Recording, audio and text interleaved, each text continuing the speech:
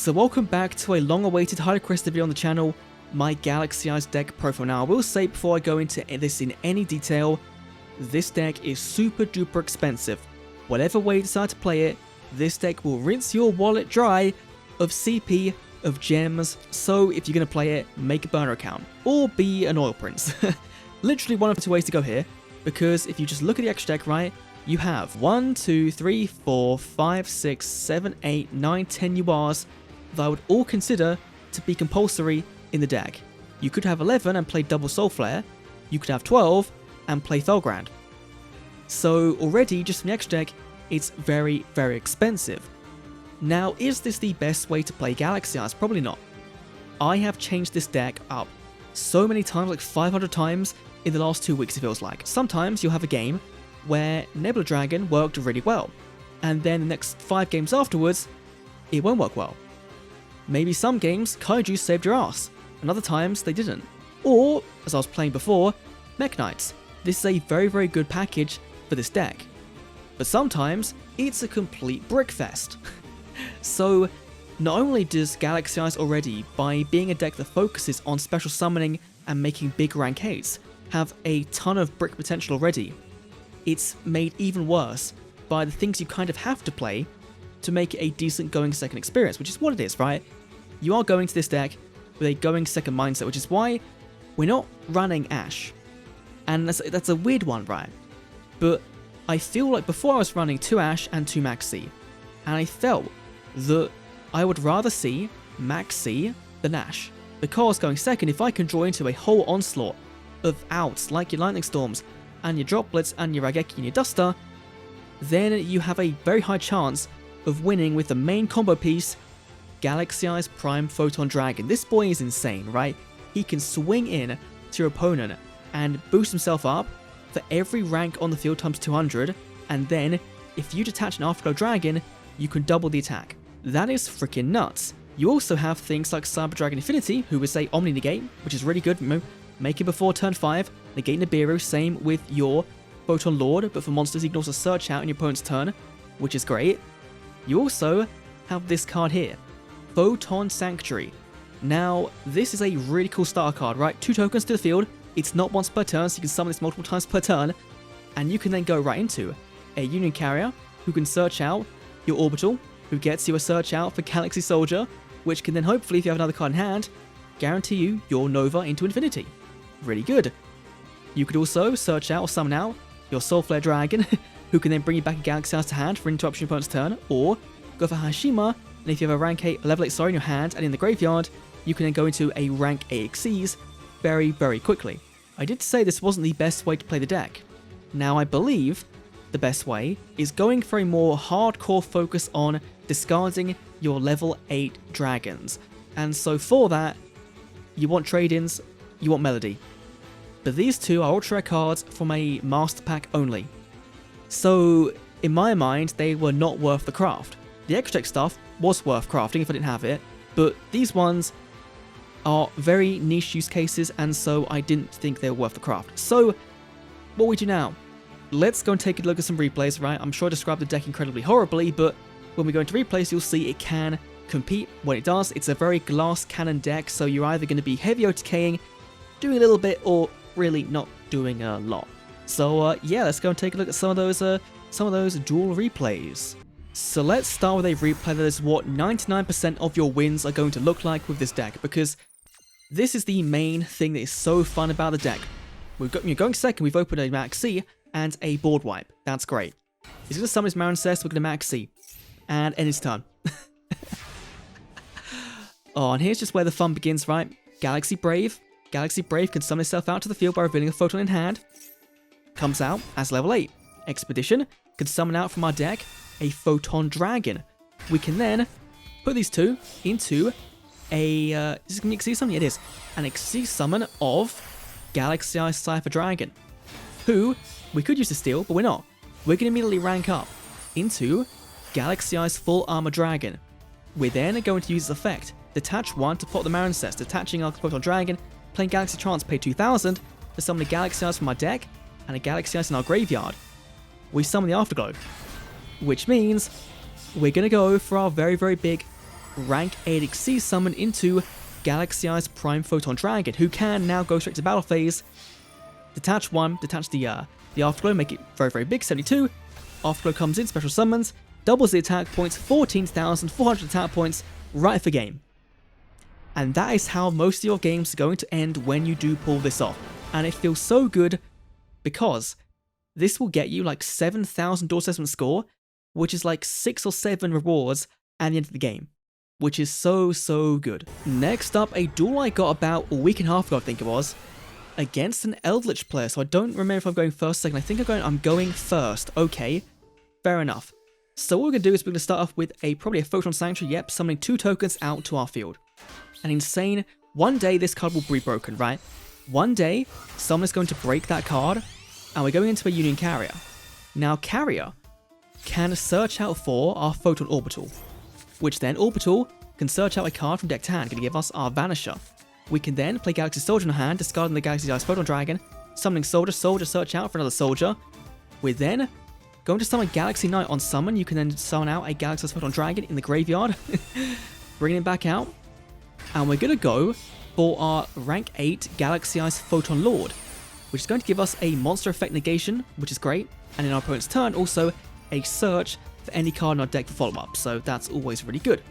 We're then going to summon out our Photon Vanisher, searching a Galaxy-Eyes, pitching it to summon into our Galaxy Soldier, and then we're going to do the usual, you've seen this in the multiple shorts, the rank up into Nova, ranking up into Cyber Dragon Infinity, so we end our turn with a Kaiju in hand.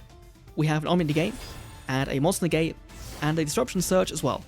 So far, kind of alright. Right, this is kind of the board you want to end on, really, with this, is you want to end on at least an Infinity and a rank 8, negate of some kind. It could be Hope Harbinger, it could be this. I quite like this. Now, there are times where you will only be able to make one or two, or one or the other, sorry.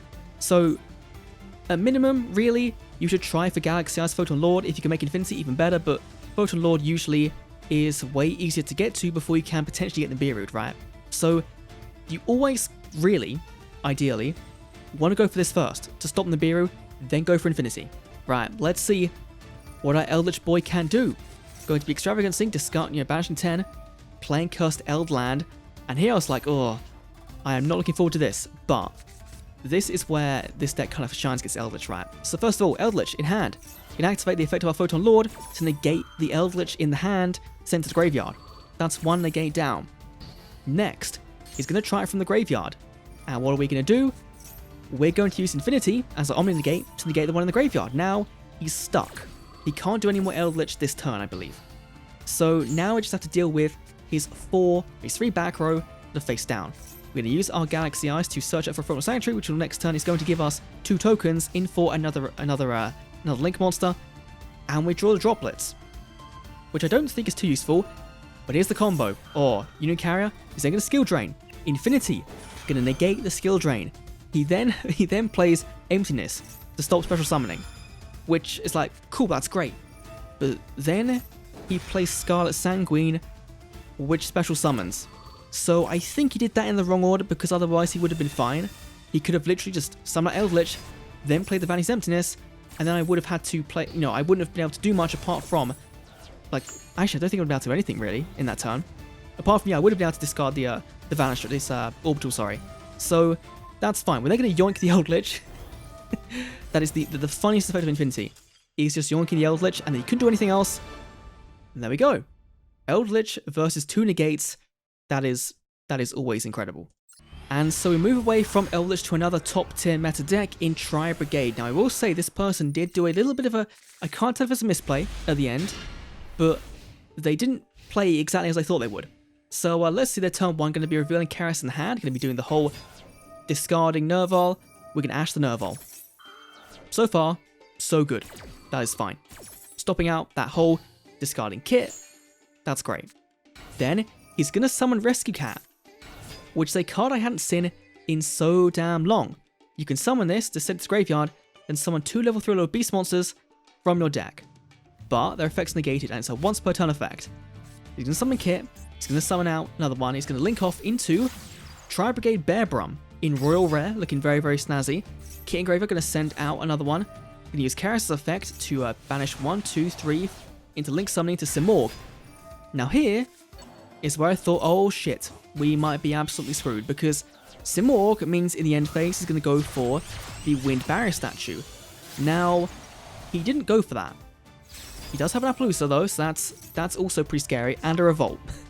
So far he's 3 very powerful cards, but Revolt goes back to the top of the deck.